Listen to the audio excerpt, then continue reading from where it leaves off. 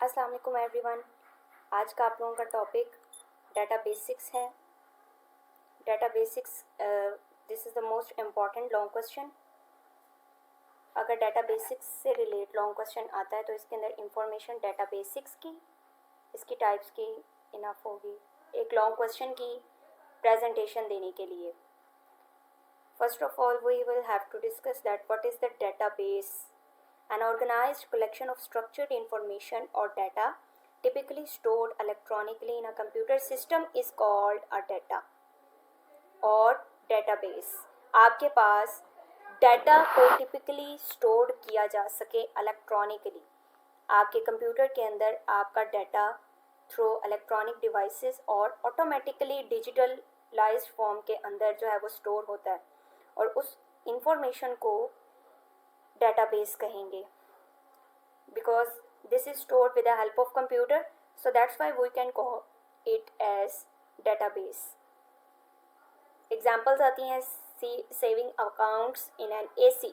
AC means आपके accounts के जो information है in the form of AC files। ACR files बनती हैं ऑफिसेज में, टीचर्स की बनती हैं, बैंक्स में बनती हैं तो वो एम्प्लॉयज़ की बनती हैं और ये सारी की सारी फाइल्स में अकाउंट्स जो सेव होते हैं वो हर एक फील्ड में सेपरेटली सेव किए जाते हैं। तो ये डेटाबेस जो है वो अकाउंट से रिलेट होती है। पर्सनल लोन आ जाएगा। पर्सनल लोन के अंदर आपके पास इंश्योरेंस के अंदर, ठीक है, किसी ने कोई इंश्योरेंस लेनी होती है, अपने कैशेस वगैरह लोन लेना होता है, कंपनी से लोन लेते हैं, उसमें जो लोन से के रेफरेंस से जो इंफॉर्मेशन दी जाती है वो with the help of database जो है वो उसको स्टोर भी किया जा सकता है और उस इंफॉर्मेशन को रिकॉर्ड में भी रखा जा सकता है। डेटाबेसेस के पर्पसेस आ जाते हैं आगे। It is a computerised format whose overall purpose is to maintain information at any time। ये वो फॉर्मेट है जिसमें आपने अपनी कंप्यूटराइज्ड फॉर्मेट के साथ इस इंफॉर्मेशन को सेव करना होता है। It is a record that store the record of the system in files के हेल्प के साथ जो है ये आपके पास आपका डाटा जो है वो सेव हो जाता है। ठीक है, एक आपके पास रिकॉर्ड जो है वो कंप्यूटराइज्ड सिस्टम में सेव होता है, so that's why we can call it as record keeping system. It can itself regarded as electronic file cabinet और a warehouse for a collection of computerised data files. हम इसको electronic file की cabinet भी कह सकते हैं। जैसे एक वार्डरोब होती है, उसके अंदर आप लोगों की collection of clothes and whatever things you want to store in your cabinet. तो कैबिनेट के अंदर इसको इलेक्ट्रॉनिक फाइल कैबिनेट क्यों कहा जाता है? क्योंकि आपके पास डाटा की फाइल्स, जितनी फाइल्स भी आप मिलियन ट्रिलियंस बना सकते हैं, वो फाइल्स आप उसके अंदर सेव कर सकते हैं। और a warehouse for a collection of computerised data files. Warehouse means एक स्पेसिफिक वो लोकेशन जहाँ पे जो है वो आपकी स्पेसिफिक डिमांड्स को फुलफिल करने के लिए जो चीज़ें रखी जाती हैं उसको बोलते हैं वेयर हाउस। एग्जाम्पल इसमें ले लेते हैं वेयर हाउस की। जैसे गवर्नमेंट जो है वो वेयर हाउस है और वेयर हाउस में स्टूडेंट्स की बुक्स पड़ी होती हैं गवर्नमेंट।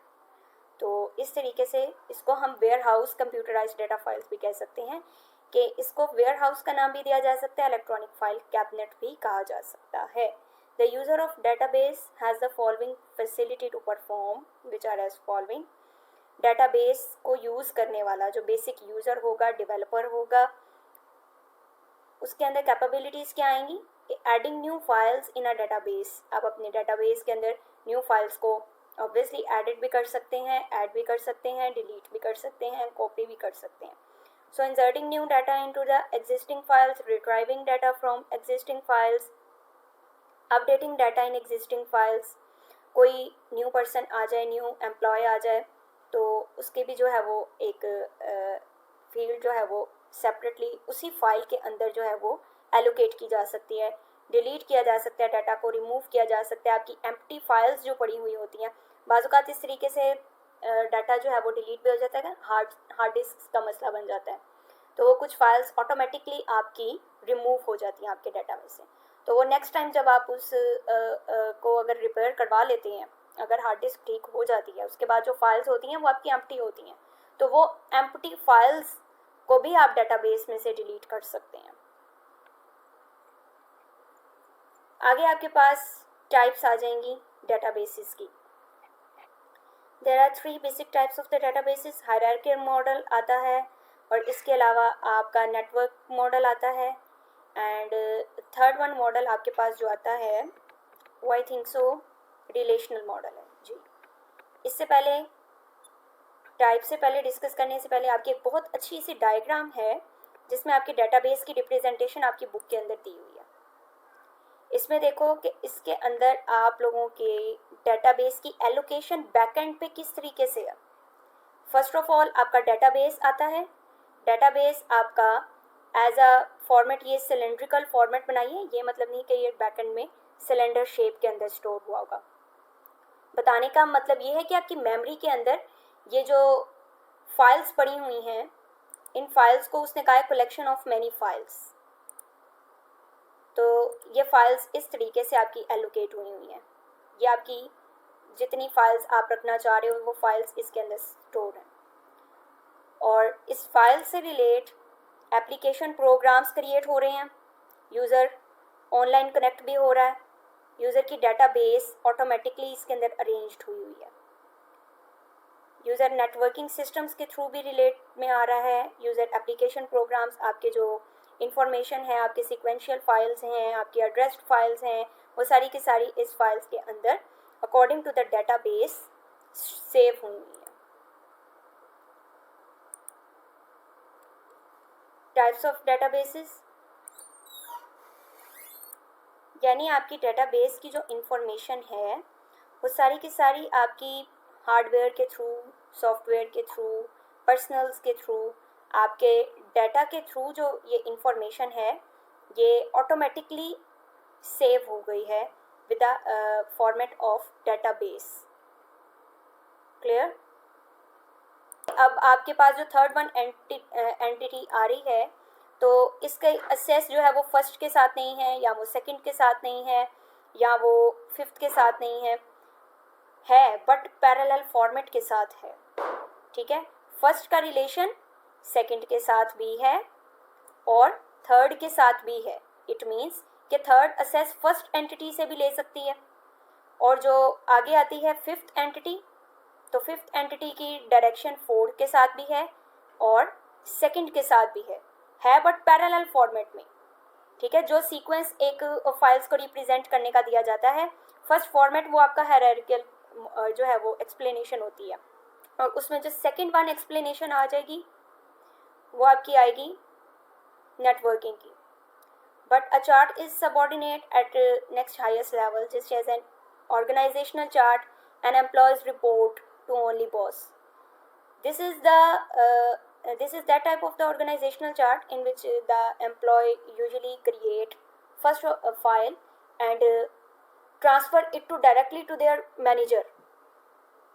इस लाइन का मतलब ये है कि आपकी जो चार्ट की रिप्रेजेंटेशन है वो आपकी ये बता रही है कि आप फर्स्ट अपना जो ऑर्गेनाइजेशन अपने मॉडल की दे रहे हैं, या अपने प्रोजेक्ट की दे रहे हैं, या अपनी डेटाबेस फाइल की दे रहे हैं, उसमें आप अपने एम्प्लॉयज़ के साथ कनेक्ट होके डायरेक्ट इसी चार्ट के थ्रू और इसी फाइल के थ्रू आप अपने मैनेजर से कनेक्ट हो सकते हैं।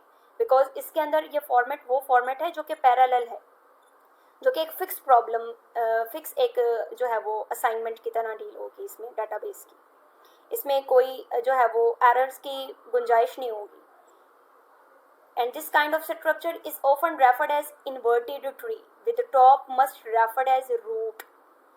इसकी टॉप रूट क्यों कहा जा रहा है? इसमें से रूट एंटिटी कौन सी है? एंटिटी फर्स्ट जो है वो आपकी रूट की एंटिटी है, इसलिए हायरार्किकल मॉडल को इन्वर्टेड ट्री मॉडल भी कहा जा सकता है या रूट ट्री मॉडल भी कहा जा सकता है, क्योंकि आपकी इसकी फर्स्ट रूट जो बन रही है वो कहाँ से बन रही है?